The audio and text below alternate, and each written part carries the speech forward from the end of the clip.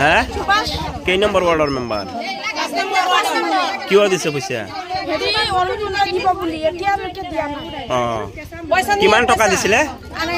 2,500 টকা পইচা নিয়াৰ পিছতো অৰুণোদয়ত নাম অহা নাই